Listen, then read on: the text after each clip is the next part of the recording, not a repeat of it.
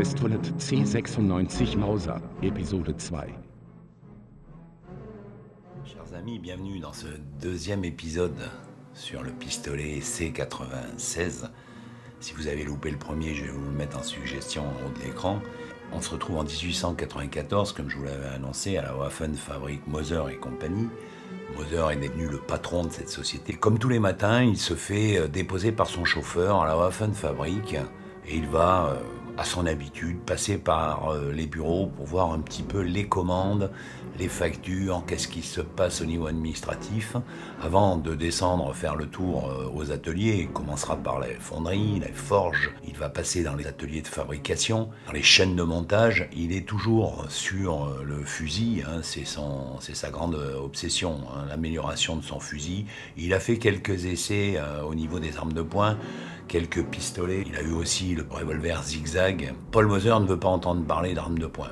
Il se concentre absolument sur son fusil. Et en remontant par le bureau des méthodes et le bureau d'études. Alors pour ceux qui connaissent pas le bureau des méthodes, en fait c'est un bureau qui est à côté du bureau d'études et qui est utilisé en fait pour fabriquer les montages d'usinage. Chaque pièce qui va être fabriquée à l'usine reçoit un montage d'usinage qui va lui permettre de positionner la pièce pour usiner un détail sur une arme. Par exemple, ces rainures qui sont ici sont fabriquées en positionnant la carcasse sur un montage d'usinage.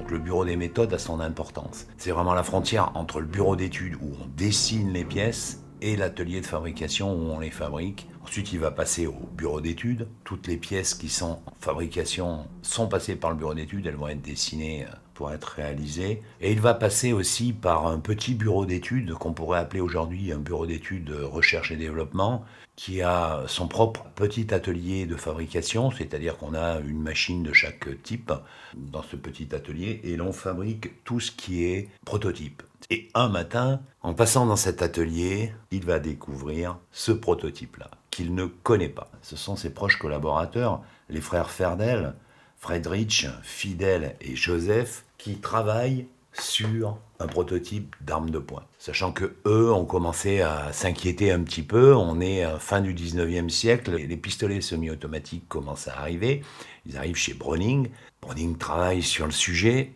Luger travaille aussi sur son prototype en 765.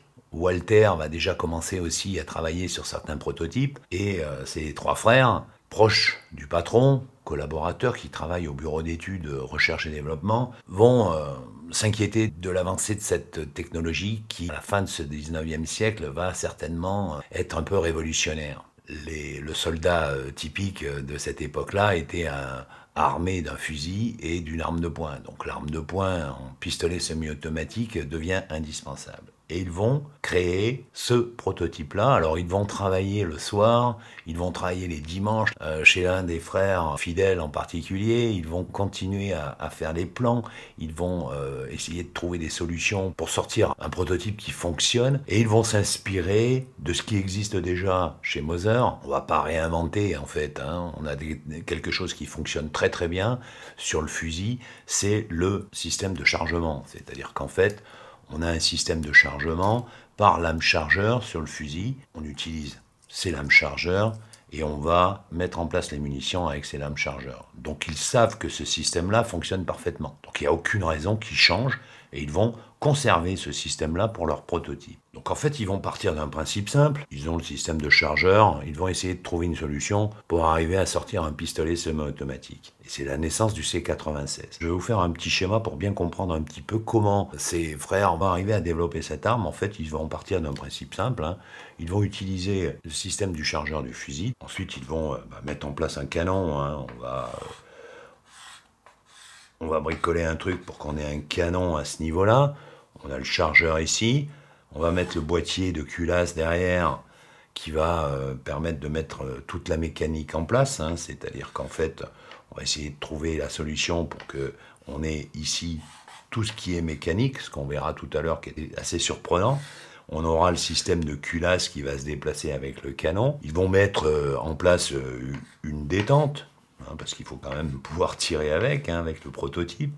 Et puis ils vont terminer, alors là on a le marteau, le chien ici qui va se mettre en place. On va avoir le premier type de chien, ce que l'on appelle le Con-Hammer, qui se met en place ici.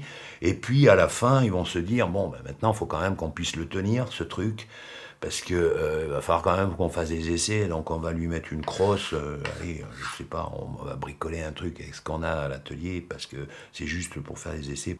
Donc on bricole, on met une crosse, qui va rester jusqu'à la fin d'ailleurs du C96, hein, cette crosse ne changera pas. Voilà. Donc ils ont en gros schématisé leur pistolet pour arriver à pouvoir déjà faire des essais. Alors ils vont utiliser une munition qui est la 7,65 Borchardt. Alors la 7,65 Borchardt, c'est exactement la même que la 7,63 Mauser, qui viendra par la suite. C'est celle qui est utilisée dans le pistolet semi-automatique du Borchardt, qui est de faible puissance. Ils vont utiliser ça parce qu'elle est disponible sur le marché. Et lorsque Paul Mauser découvre par hasard ce prototype, il va rentrer dans une colère légendaire, c'est ce que l'histoire raconte, et il va s'enfermer pendant 3 jours dans son bureau avec ce prototype-là pour regarder un petit peu ce qu'il en est. Les frères Ferdel sont un petit peu inquiets, ils ne peuvent voir leur patron le matin, et au bout du 3e jour, il va les convoquer dans son bureau. Alors là, ils s'attendent au pire, et Mauser va leur dire, écoutez, votre prototype, il me plaît bien, on va l'appeler Mauser, si vous voulez bien, même si c'est vous qui l'avez inventé. Il y a une chose qui me dérange un tout petit peu, c'est la munition. Vous avez une munition 7,65 Borchardt qui n'a pas franchement une puissance importante. Donc si on pouvait, vu la construction de ce prototype qui est quand même très très costaud, si on pouvait augmenter la munition et avoir la munition la plus puissante du marché, je vous conseille d'étudier un petit peu. Alors je vous laisse carte blanche pour finir le prototype et je vous propose de sortir une munition très très puissante. C'est ce qui va faire la différence avec la concurrence. Et là ils vont sortir le 7,63 Mauser, bien sûr, hein, puisque Mauser récupère le nom de tout, hein, ils vont récupérer cette munition-là. Cette munition-là est la plus puissante du marché à l'époque.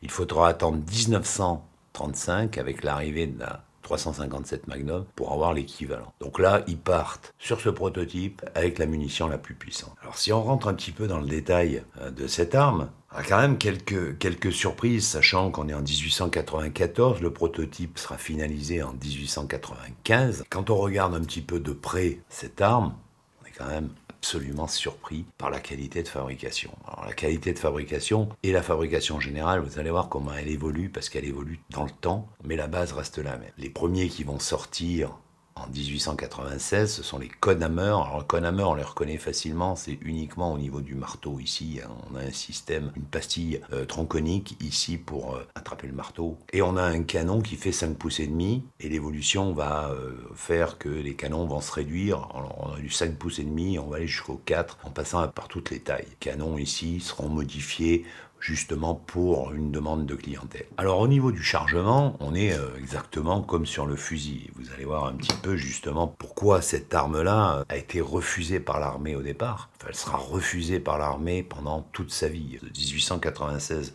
à 1930, l'armée allemande ne va pas adopter cette arme. Surtout qu'en plus, après, le P-08 va arriver, de notre ami Georges Lauger. Il va arriver d'abord en 765 pour l'armée suisse dans les années 1900. Donc on est au début du lancement de cette arme-là, mais Mauser a confiance et il dit « Banco, on y va, on se lance ». Alors on ne va pas se lancer en fabrication tout de suite, parce que lancer en fabrication, ça veut dire mettre tous les outils de fabrication à disposition des ateliers, c'est-à-dire passer l'ensemble au bureau des méthodes pour fabriquer des montages d'usinage. On va commencer à lancer des prototypes à l'unité pour voir un petit peu ce que ça va donner. Vous allez voir un peu comment Mauser fait découvrir à l'armée allemande son C96. Comme Mauser est un opportuniste, comme tous les industriels de cette époque-là, il va, une fois que son prototype est au point, que la munition a bien été passé en 763 Mauser, il va, par l'intermédiaire de ses connaissances politiques, faire en sorte que le Kaiser, Guillaume II, ait connaissance de cette arme-là et vienne faire des essais dans un stand de tir pour vérifier un peu l'efficacité de cette arme. Donc le Kaiser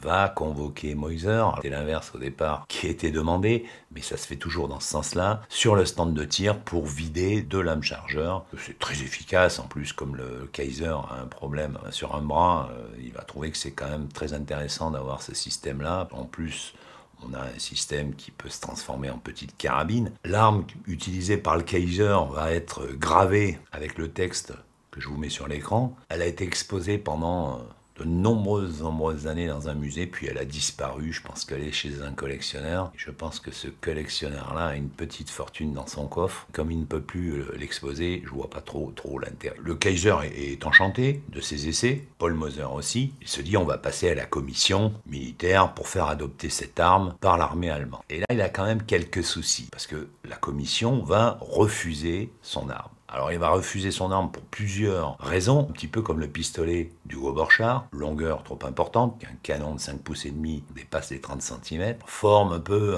disgracieuse pour l'époque, hein, quand on compare deux formes, on se rend compte, c'est vrai qu'on n'est pas tout à fait dans le même état d'esprit. Hein. Système lame-chargeur, l'armée trouve un petit peu particulière par rapport aux armes qui arrivent, c'est-à-dire qui ont les chargeurs dans la crosse. Au niveau sécurité, il y aura aussi quelques critiques, et puis surtout au niveau prise en main, quelque chose d'un peu particulier en fait, hein, quand on l'a en main, avec ce fameux manche à balai, ça c'est le nom qui est donné par les Américains par rapport à la forme de la crosse. Alors c'est vrai que manche à balai, on a souvent, les historiens pensent aux balayettes de table ou autre, c'était surtout par rapport aux manches à balai que l'on trouvait dans les premiers avions, puisque fin du 19e siècle, on commençait à voler avec des machines un petit peu particulières. Hein.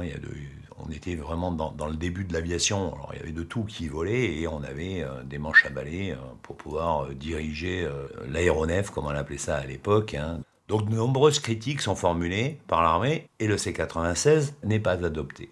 Donc Moser, qui est un battant, va pas en rester là, donc il va faire les modifications, il va commencer à réduire un petit peu les canons, essayer d'évoluer un petit peu, modifier tout ça. Et comme il part sur une munition très puissante, il va oser mettre une hausse à 1000 mètres. C'est-à-dire que là, il considère qu'avec cette munition-là, à 1000 mètres, ça pose aucun problème. Bon, pour tous ceux qui sont tireurs sportifs, avec une arme de poing, vous imaginez 1000 mètres ce que ça peut donner. Déjà, avec une arme d'épaule de très haute qualité, 1000 mètres, c'est pas donné à tout le monde. Hein. On est plutôt autour des 100, 200, 300 mètres. Là, il met la barre très haute, on va dire 1000 mètres. Ça, c'est aussi le côté Paul Moser, c'est-à-dire qu'il faut influencer la concurrence. Il faut que la concurrence et les clients se rendent bien compte que là, on ne rigole plus. On est à 1000 mètres. Alors, vous imaginez le 1000 mètres, ce que ça peut donner au niveau du réglage de la hausse. Là, il est réglé à 50 mètres. Alors en dessous de 50 mètres, vous n'avez pas de réglage, ce qui veut dire qu'à 25 mètres, c'est déjà très compliqué. On tire toujours un peu trop haut. Mais imaginez le réglage à 1000 mètres. Et là, vous avez une idée un petit peu de ce que l'on peut avoir au niveau de la hausse pour un réglage à 1000 mètres.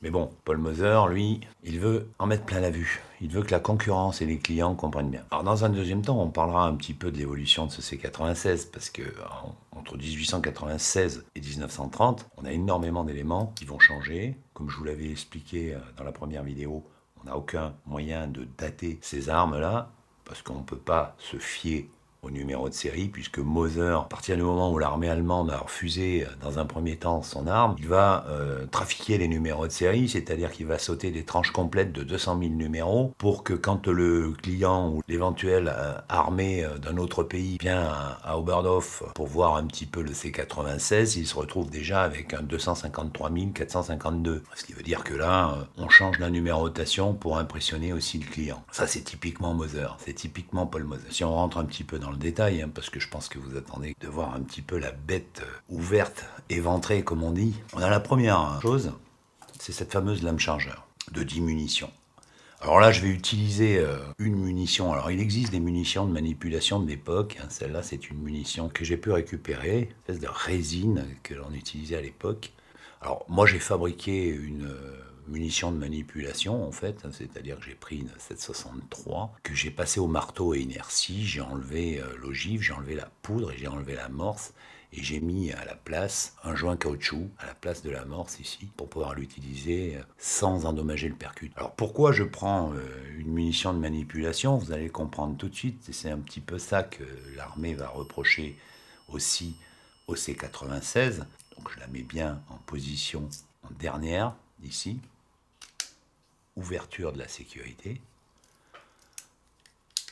on arme le marteau et on ouvre la culasse. Ouais, la crosse mécanique. On va enclencher cette lame chargeur, on est bien d'accord. Manipulation. On a la rainure.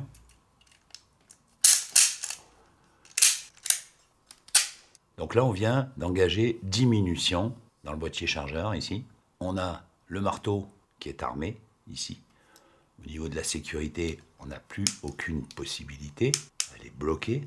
Donc la seule façon de désarmer, c'est d'utiliser la détente qui est ici et de lâcher le marteau pour l'emmener délicatement sur le percuteur, ici. Vous comprendrez pourquoi j'ai mis une manipulation ici, hein, parce que si vous lâchez un peu fort, le premier coup va partir. Et ça, l'armée n'a pas trop apprécié. Alors après, ils ont amélioré les sécurités. Alors cette sécurité, elle est utilisée uniquement pour reculer le marteau, c'est-à-dire qu'on n'est plus en appui sur le percuteur. C'est très pratique parce que ces armes étaient utilisées aussi par la cavalerie.